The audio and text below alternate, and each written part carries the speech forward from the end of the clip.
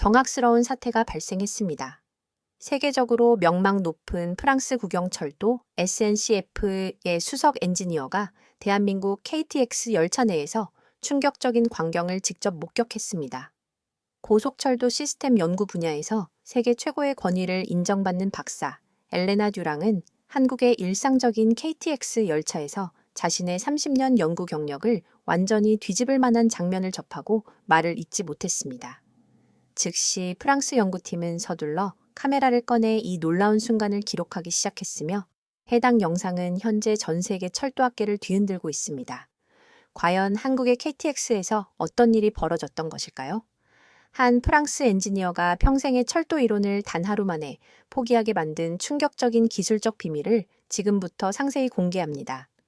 저는 프랑스 국영철도 SNCF의 수석 엔지니어 엘레나 듀랑입니다. 30년 넘게 고속철도 시스템 개발에 전념하며 프랑스 TGV의 영광스러운 역사의 중추적인 역할을 담당해 왔습니다.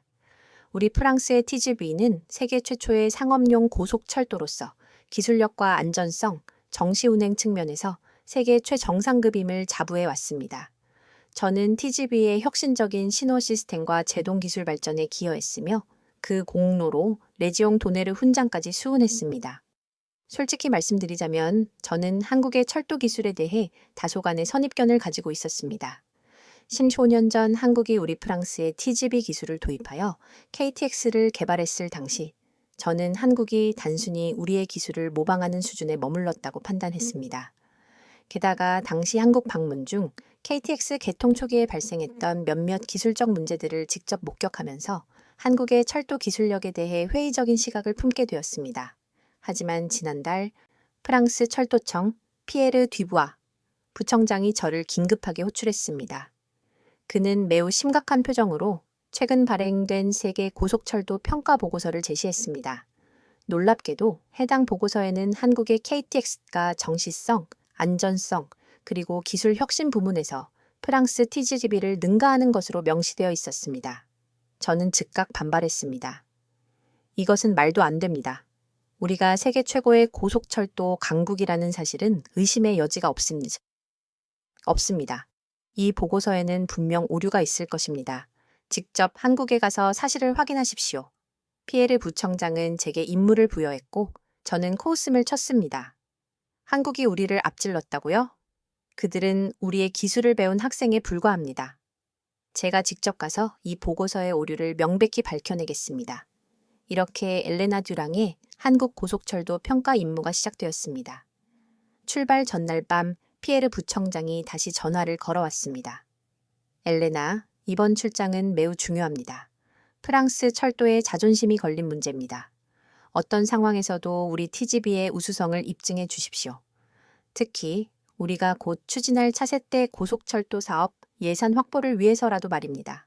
그의 말에 저는 미심쩍은 부분이 있었으나 저 역시 프랑스 철도의 자부심을 수호하고자 단호하게 임무를 수락했습니다. 12시간의 장거리 비행 끝에 인천국제공항에 도착했을 때 저는 극도로 지친 상태였습니다. 여기서부터 KTX의 약점을 하나하나 세밀하게 찾아내야겠다고 다짐하며 입국장으로 향했습니다. 입국장에 들어서자마자 예상치 못한 놀라운 광경을 목격했습니다. 제가 예상했던 길고 지루한 대기줄은 전혀 보이지 않았습니다. 프랑스 샤를 드골 공항에서는 항상 오랜 시간을 기다려야 했지만 여기서는 자동 입국 심사대를 통해 몇 분 만에 모든 절차가 신속하게 완료되었습니다. 공항이 효율적이라고 했다고 해서 철도 시스템까지 그러하리라는 보장은 없다고 생각하며 마음을 다잡았습니다. 출구로 나오자 제 이름이 명확히 적힌 팻말을 든 젊은 한국인 남성이 대기하고 있었습니다. 한국철도공사 코레일의 연구원 이준호였습니다. 그는 단정한 정장 차림으로 완벽한 유창한 영어를 구사했습니다. 듀랑 박사님, 환영합니다. 한국의 고속철도 시스템을 직접 체계적으로 경험하실 수 있도록 최선을 다해 안내해 드리겠습니다. 저는 일부러 냉담한 태도로 응수했습니다. 네, 한국의 KTX가 정말 세계 최고 수준이라고 들었지만 솔직히 믿기 어렵습니다. 5년 전 제가 방문했을 때 여러 기술적 문제가 발생했던 것으로 기억합니다. 이준호 연구원은 제 도발적인 발언에도 전혀 당황하지 않고 미소를 지었습니다. 5년이라는 시간은 많은 것을 변화시킬 수 있습니다. 저희 KTX는 초기 프랑스 기술을 기반으로 시작했지만 이제는 많은 분야에서 독자적인 기술로 진보했습니다. 박사님께서 직접 체험해 보시면 객관적으로 판단하시기 더 용이하실 겁니다. 그렇게 저의 한국 고속철도 시스템 탐방 일정이 시작되었습니다. 처음부터 제 마음은 이미 단단히 결정되어 있었습니다. KTX의 문제점을 명확히 찾아내어 프랑스 TGV의 우수성을 확고히 증명하겠다는 의지였죠. 그러나 그때까지만 해도 저는 이 방문이 제 평생의 과학적 신념을 근본부터 뒤흔들어 놓을 것이라는 사실을 전혀 인지하지 못했습니다. 인천국제공항을 나와 처음 마주한 한국의 모습은 제가 5년 전에 기억하던 것과는 완전히 달랐습니다. 과거에는 개발도상국의 인상을 주었지만 현재의 한국은 초현대적인 도시의 위용을 자랑하고 있었습니다. 이준호 연구원은 저를 공항철도로 안내했습니다. 박사님, 서울역까지는 공항철도를 이용하시는 것이 가장 빠릅니다. KTX와의 환승 시스템도 매우 편리하게 설계되어 있습니다. 저는 속으로 환승이 얼마나 편리할지 두고 보자라고 회의적으로 생각하며 플랫폼으로 향했습니다. 플랫폼에 도착하자 깔끔하고 세련된 디자인의 공항철도가 이미 정확히 대기하고 있었습니다. 열차 외관은 인상적인 미학을 갖추고 있었으며 정확히 예정된 시각에 문이 개방되었습니다. 승객들은 질서정연하게 탑승했고 이준호 연구원은 저를 좌석으로 안내했습니다. 듀랑 박사님, 공항철도는 인천공항에서 서울역까지 43분 만에 연결하며 정시 운행률은 99.9%에 달합니다. 저는 회의적인 표정으로 고개를 끄덕였습니다. 프랑스의 철도 역시 정시성을 자랑하지만 실제로는 사소한 지연이 빈번하게 발생한다는 것을 잘 알고 있었기 때문입니다. 열차 내부는 놀라울 정도로 청결했고 모든 좌석에는 개인 충전 포트가 설치되어 있었습니다. 더욱 놀라운 사실은 지하 터널 구간을 통과하는 중에도 인터넷 연결이 단 한 번도 끊기지 않았다는 점이었습니다. 제 스마트폰을 확인해 보니 5G 신호가 안정적으로 연결되어 있었습니다.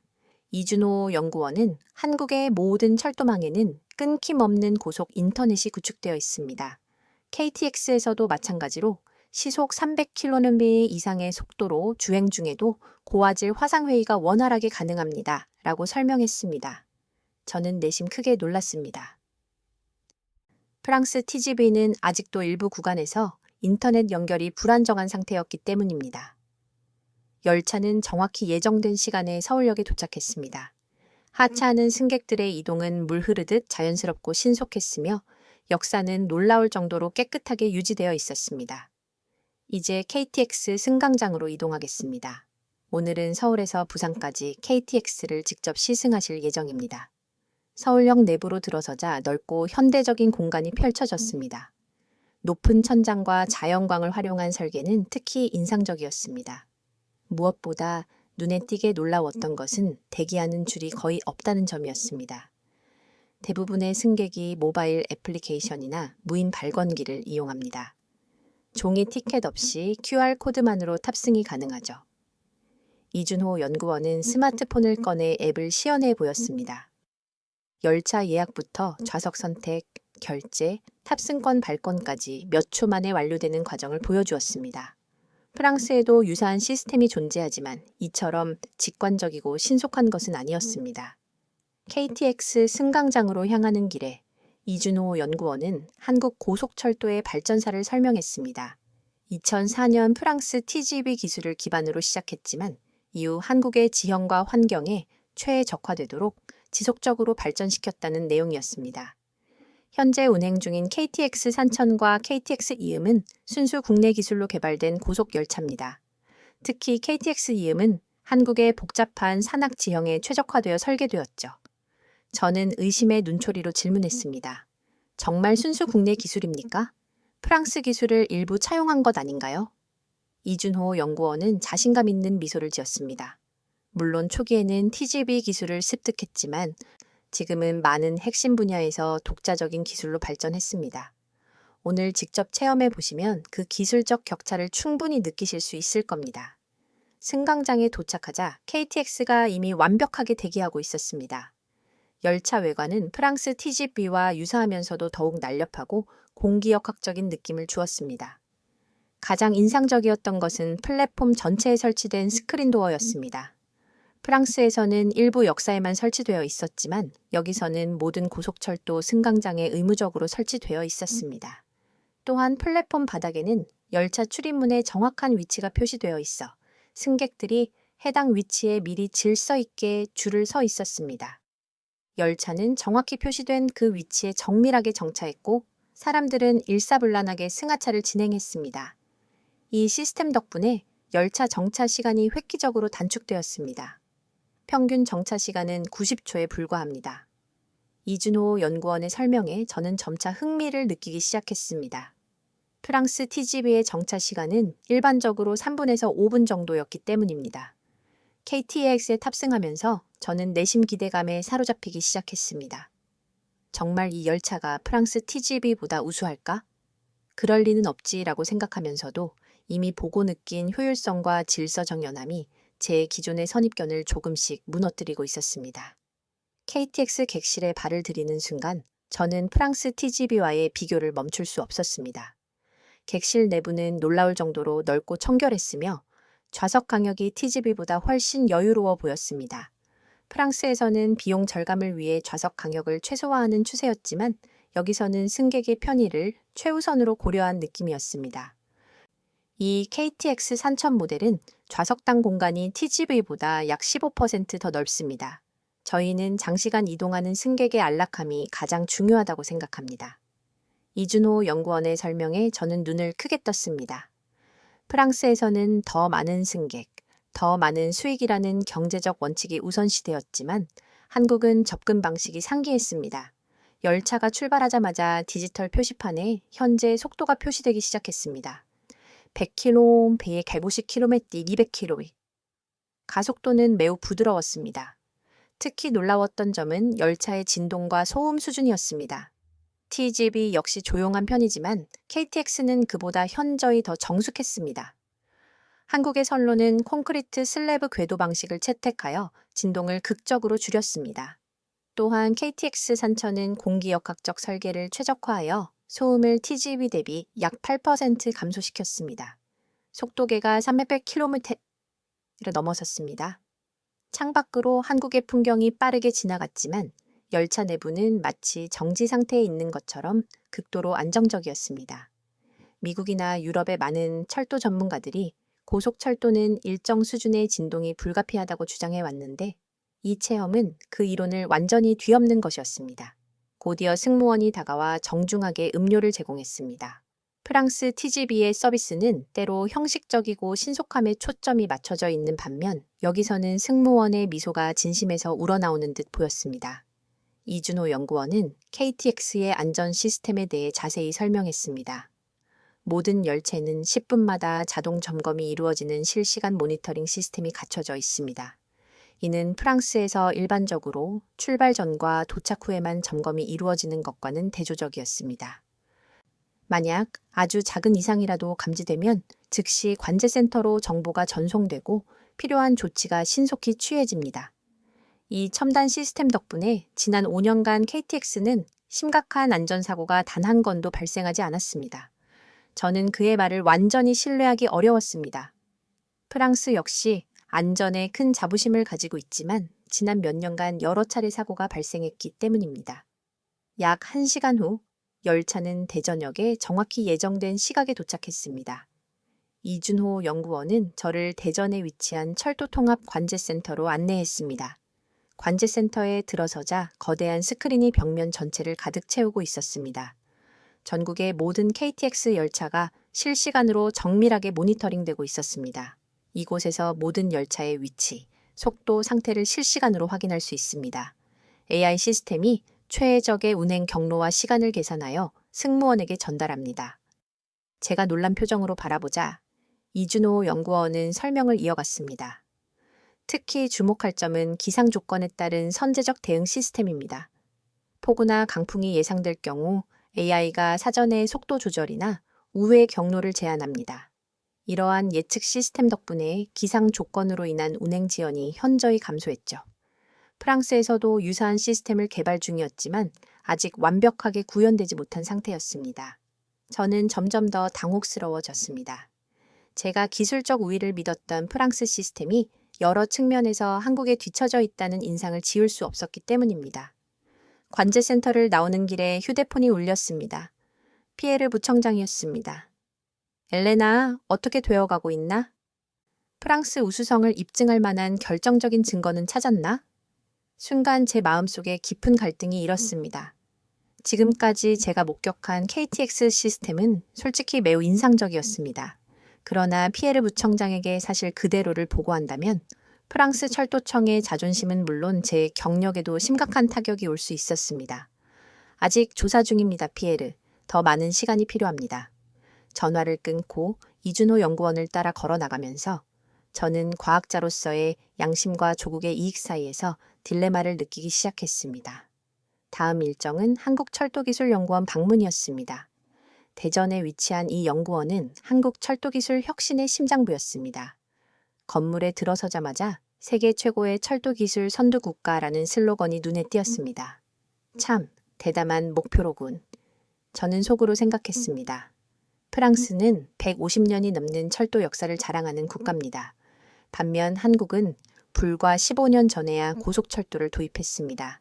그런 나라가 어떻게 세계 최고를 꿈꿀 수 있을까요? 연구원 내부 투어가 시작되었습니다. 첫 번째로 방문한 곳은 열차 설계실이었습니다. 엔지니어들이 스라디 모델링 프로그램을 활용하여 열차의 공기역학적 디자인을 시뮬레이션하고 있었습니다. 이것은 HMU 44 공그렉스 프로젝트입니다.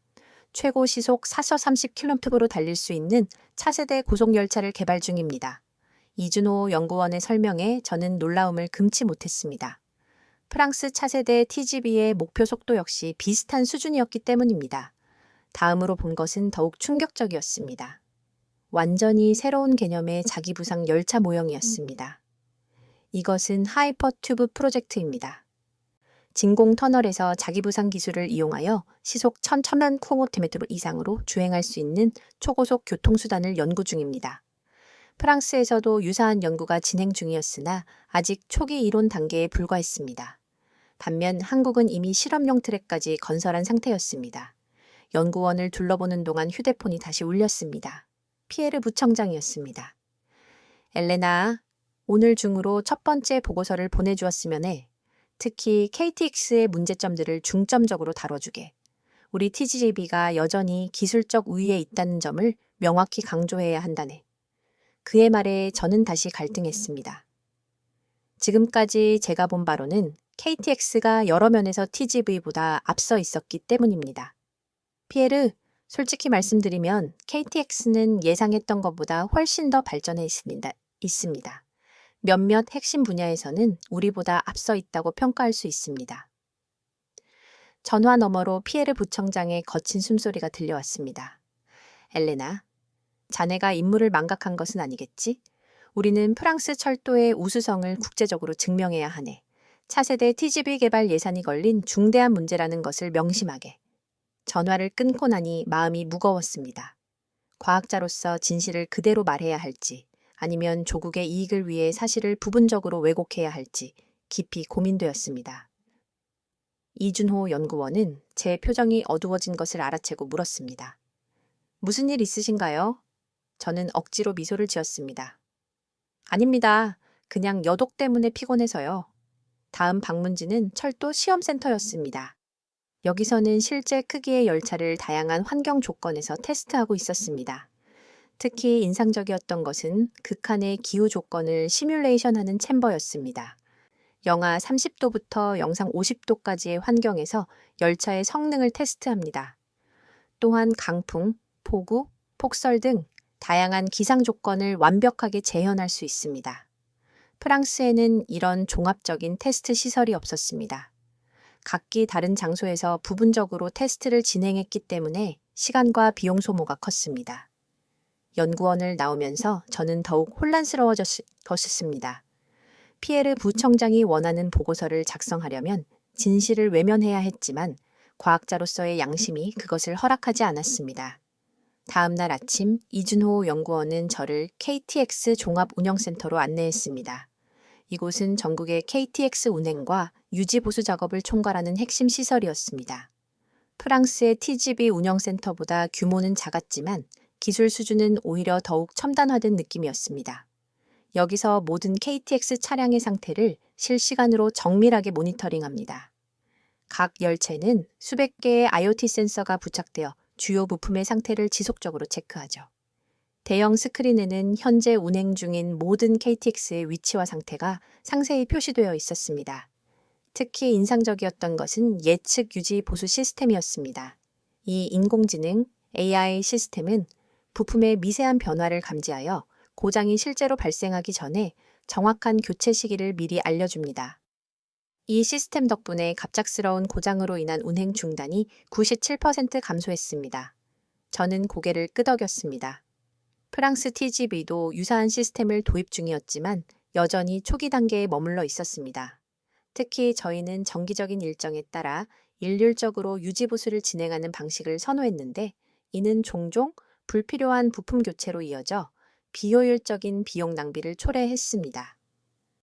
KTX의 평균 고장률은 어느 정도입니까? 제가 질문했습니다. 100만 킬로미터당 0.2031건입니다. 이는 세계 최저 수준입니다. 그 수치를 듣고 저는 경악을 금치 못했습니다. TGV의 고장률은 이보다 약 3배나 높았기 때문입니다. 다음으로 방문한 곳은 고속철도 차량기지였습니다. 여기서는 KTX의 정기 점검과 정비가 이루어지고 있었습니다. 이 자동화된 검사 시스템은 열차가 기지에 진입하면 자동으로 하부, 측면, 지붕을 스캔하여 이상 여부를 확인합니다. 이는 인력 검사보다 10배 이상 빠르고 정확합니다. 프랑스에서는 아직도 많은 부분이 유관 검사에 의존하고 있었습니다. 자동화 시스템 도입을 검토 중이었으나 노동조합의 반대로 진행이 지연되고 있었습니다. 점검이 끝난 KTX는 정비구역으로 이동했습니다. 놀라웠던 것은 정비 소요 시간이었습니다. 일반적인 정기 점검은 4시간 이내에 완료되었습니다. 덕분에 열차 가동률이 92%에 달합니다. 프랑스 TGV의 정비 시간은 평균 8시간이었고 가동률은 85% 정도였습니다. 이러한 효율성 차이는 운영 비용에 직접적인 영향을 미치는 핵심 부분이었습니다. 차량 기지를 둘러보는 동안 저는 계속해서 프랑스 시스템과 객관적으로 비교하게 되었습니다. 솔직히 인정하자면 한국의 유지 보수 체계는 여러 면에서 프랑스보다 압도적으로 효율적이었습니다. 특히 데이터 기반의 예측 유지 보수 기술은 프랑스가 반드시 배워야 할 모범 사례였습니다. 호텔로 돌아오는 길에 이준호 연구원이 물었습니다. 박사님, 지금까지 보신 KTX 시스템에 대해 어떻게 평가하십니까? 저는 잠시 망설였습니다. 솔직한 과학적 평가를 해야 할지, 아니면 피에르 부청장이 원하는 대로 비판적인 견해를 유지해야 할지 고민되었습니다. 솔직히 말씀드리면 매우 인상적입니다.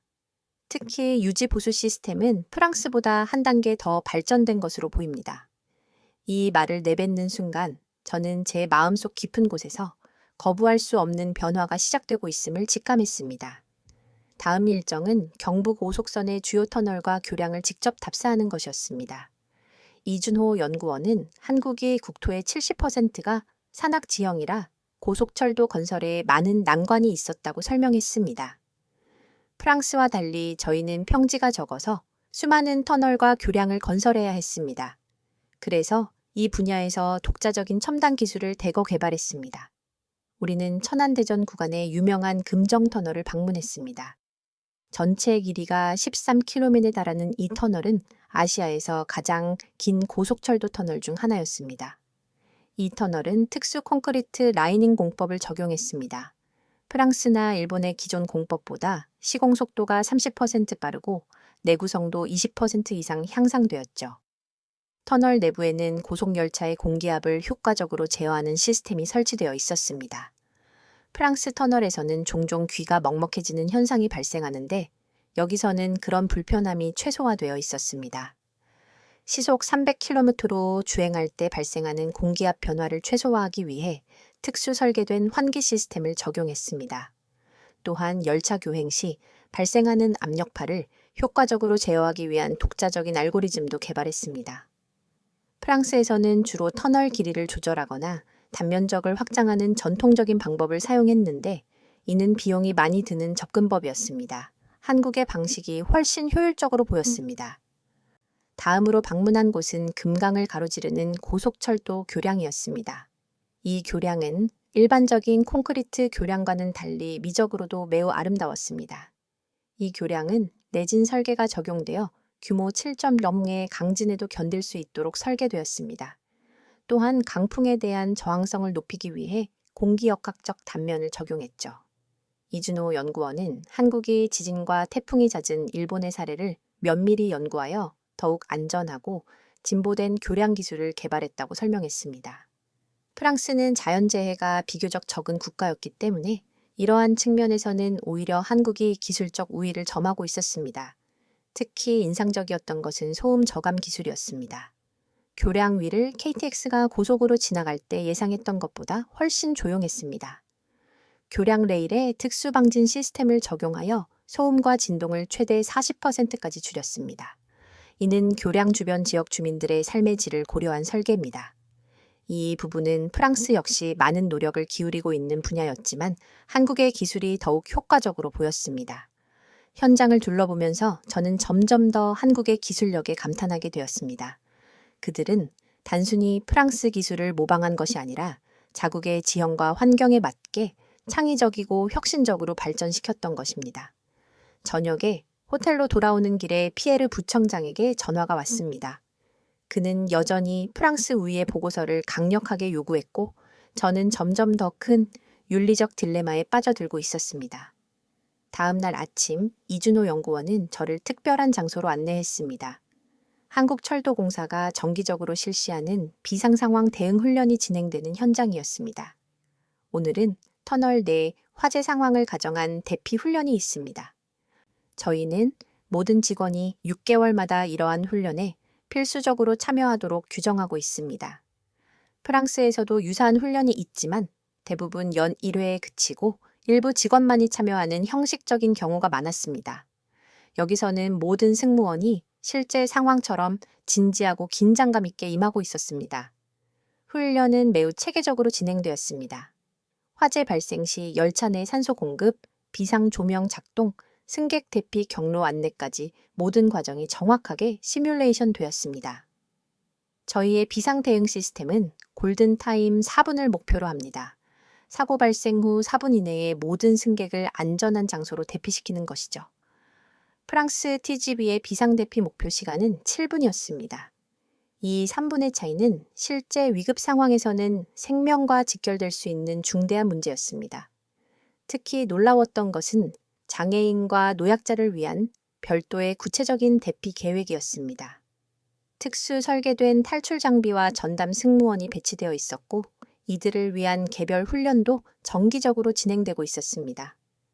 저희는 단 한 명의 승객도 남기지 않는다는 확고한 원칙을 가지고 있습니다. 특히 도움이 필요한 승객을 최우선으로 고려합니다.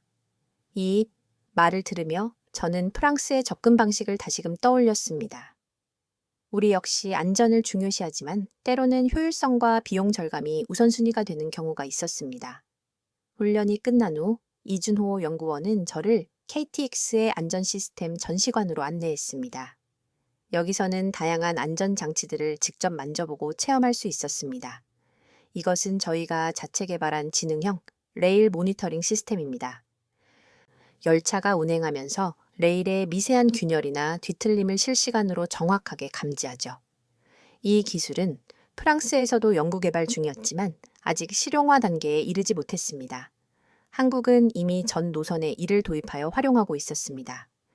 이 시스템 덕분에 레일 결함으로 인한 사고 위험이 95% 감소했습니다. 유지 보수 비용도 크게 절감되었고요.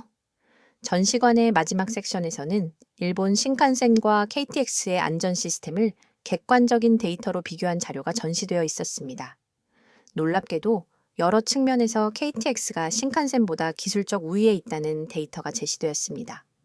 일본 역시 훌륭한 고속철도 시스템을 갖추고 있지만 저희는 더 최근에 시작한 만큼 최신 기술을 유연하게 적용할 수 있었습니다.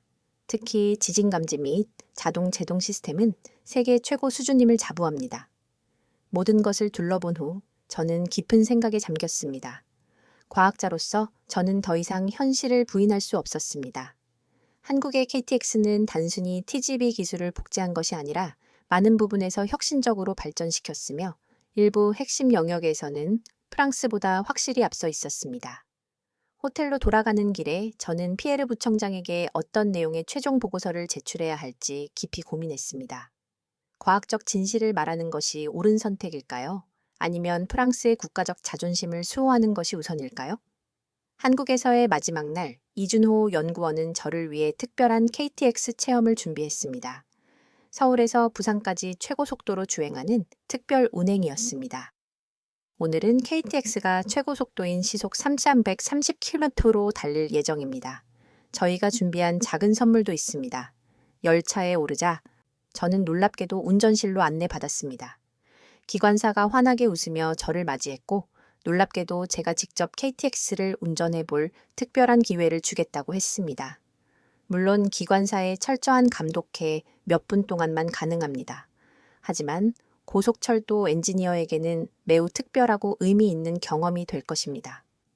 프랑스에서는 안전 규정상 상상할 수 없는 제한이었습니다.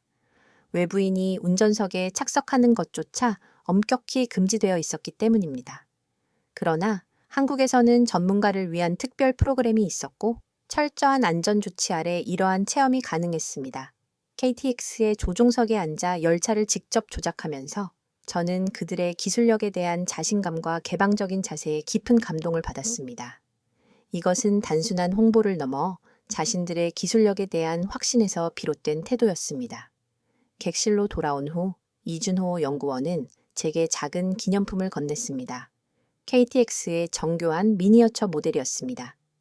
듀랑, 박사님, 한국 고속철도에 대한 최종적인 평가가 어떠셨는지 궁금합니다. 저는 잠시 생각에 잠겼습니다. 그리고 솔직하고 진실되게 말했습니다. 처음에는 의구심이 가득했습니다. 하지만 이번 방문을 통해 제 선입견이 얼마나 잘못되었는지 깨달았습니다. KTX는 단순히 TGV를 복제한 것이 아니라 여러 면에서 더 발전시켰으며 일부 영역에서는 프랑스보다 기술적으로 앞서 있음을 인정합니다. 이준호 연구원의 얼굴에 미소가 번졌지만 그것은 승리의 미소가 아닌 상호 존중에서 오는 따뜻한 미소였습니다. 저희는 프랑스에게서 많은 것을 배웠습니다. 앞으로도 서로 배우고 함께 발전하는 동반자 관계가 되기를 희망합니다. 프랑스로 돌아가는 비행기 안에서 저는 최종 보고서를 작성했습니다. 그것은 피에르 부청장이 요구했던 내용과는 완전히 상반된 것이었습니다. 한국의 KTX가 여러 측면에서 프랑스 TGV보다 우위에 있다는 사실을 객관적으로 인정하고 두 나라가 협력하여 더욱 진보된 고속철도 시스템을 공동 개발할 것을 강력하게 제안하는 내용이었습니다. 프랑스에 도착한 다음 날 피에르 부청장이 아닌 놀랍게도 프랑스 교통부 장관 앙리 듀퐁이 저를 직접 만나기를 원한다는 연락을 받았습니다. 제 보고서가 교통부 최고위층까지 전달된 것이었습니다. 장관실에 들어서자 그곳에는 피에르 부청장도 함께 있었습니다. 피에르 부청장의 표정은 매우 불편하고 경직되어 보였습니다. 듀랑 박사, 당신의 보고서를 매우 흥미롭게 읽었습니다. 앙리 듀퐁 장관이 말했습니다. 솔직함과 전문성이 돋보이는 심층적인 분석이었습니다. 피에르 부청장이 급히 끼어들었습니다. 하지만 장관님, 이 보고서는 프랑스 철도의 국제적 위상에 충분한 타격을 줄 수 있습니다. 장관은 그의 말을 단호하게 자르며 말했습니다. 진실을 두려워하는 것 자체가 진정한 후퇴입니다. 듀랑, 박사는 우리가 앞으로 나아가야 할 정확한 방향을 제시했습니다. 앙리 듀퐁 장관은 저를 바라보며 미소를 지었습니다. 박사님, 우리는 당신의 제안을 전적으로 수용하기로 결정했습니다. 한국과의 공동 고속철도 개발 프로젝트를 즉시 시작할 것입니다. 그리고 당신이 이 프로젝트의 프랑스 측 책임자가 되어 주셨으면 합니다. 저는 놀라움을 금치 못했습니다. 피에르 부청장은 얼굴이 붉어진 채 자리를 떠났고 장관은 이어서 말했습니다. 때로는 자신의 약점을 솔직히 인정하는 용기가 더 큰 발전과 혁신을 가져옵니다. 당신의 정직함이 프랑스 철도의 미래를 밝게 비출 것입니다. 그날 이후 한 프랑스 고속철도 협력 프로젝트가 공식적으로 출범했고 저는 새로운 차원의 도전을 시작하게 되었습니다. 한국과 프랑스의 고속철도 공동 협력 프로젝트가 시작된 지 6개월이 경과했습니다. 저는 서울과 파리를 오가며 양국의 기술자들이 함께 협력하여 일하는 모습을 지켜보고 있었습니다. 프랑스가 보유한 150년의 철도 역사와 축적된 경험, 그리고 한국의 혁신적인 접근 방식과 첨단 기술이 결합되어 놀라운 시너지가 창출되고 있었습니다. 오늘 저는 서울에서 개최되는 미래 고속철도 기술 포럼에서 기조연설을 맡게 되었습니다. 단상에 올라 청중들을 바라보며 저는 지난 여정을 겸허히 되돌아보았습니다. 존경하는 철도 전문가 여러분, 오늘 저는 제 철도 인생에서 가장 중요했던 깨달음을 여러분과 공유하고자 합니다. 그것은 바로 우리는 서로에게 배울 것이 있다는 단순하지만 강력한 진리입니다. 고속철도 기술은 어느 한 국가의 전유물이 될 수 없습니다. 프랑스가 TGV로 시대를 열었지만 한국은 그것을 기반으로 더 효율적이고 진보된 KTX를 창조했습니다. 마찬가지로 일본의 신칸센, 중국의 푸싱하오 역시 각기 고유한 기술적 장점을 가지고 있습니다. 진정한 발전은 자신이 최고라는 오만한 자만심이 아닌 타인의 성취를 기꺼이 인정하고 함께 상생하며 성장하려는 겸손함에서 비로소 시작됩니다. 연설을 마치고 단상에서 내려오자 이준호 연구원이 반갑게 저를 맞이했습니다. 그는 이제 한프랑스 공동 프로젝트에 한국 측 책임자 역할을 수행하고 있었습니다. 듀랑 박사님 덕분에 우리는 함께 더욱 멀리 빠르게 나아갈 수 있게 되었습니다. 그의 말에 저는 따뜻한 미소를 지으며 대답했습니다. 아닙니다. 제가 감사해야 합니다. 여러분 덕분에 저는 더 나은 과학자가 될 수 있었으니까요. 이제 우리는 시속 500km를 목표로 하는 차세대 고속철도를 공동으로 개발하고 있습니다. 양국의 장점을 통합하여 탄생할 이 열차는 단순한 기술적 진보를 넘어 국제협력의 새로운 모델을 제시할 것입니다. 때로는 자신의 한계를 솔직하게 인정하는 것이 더 큰 도약의 진정한 시작점이 된다는 진리를 저는 한국에서 깊이 배웠습니다. 철길 위의 기적은 오직 기술만으로 이루어지는 것이 아니라 열린 마음과 협력의 정신에서 비롯된다는 사실을 말입니다. 시청자 여러분, 오늘 엘레나 듀랑 박사의 놀라운 여정을 어떻게 들으셨나요? 프랑스의 저명한 철도 엔지니어가 한국의 KTX 시스템을 직접 경험하면서 기존의 뿌리 깊은 선입견을 깨고 진정한 국제적 협력의 가치를 발견한 감동적인 이야기였습니다. 단순한 기술적 우월성 경쟁을 내머 서로의 강점을 인정하고 함께 발전하는 이러한 모습은 오늘날 우리 모두에게 매우 중요한 메시지를 전달합니다. 기술의 진보는 고립된 경쟁만으로는 한계가 있으며 국경을 초월한 협력과 열린 마음이 더욱 중요하다는 점을 다시 한번 깊이 성찰해 볼 수 있었습니다. 오늘 이 영상이 흥미롭고 유익하셨다면 좋아요 버튼을 눌러주시고 이 이야기에 대한 여러분의 고견을 댓글로 남겨주십시오. 또한 이 감동적인 사연을 주변 분들과 널리 공유해 주세요. 다음에는 더욱 재미있고 통찰력 있는 사연으로 돌아오겠습니다. 지금까지 코리아 원더풀이었습니다. 귀한 시간 내주셔서 진심으로 감사합니다.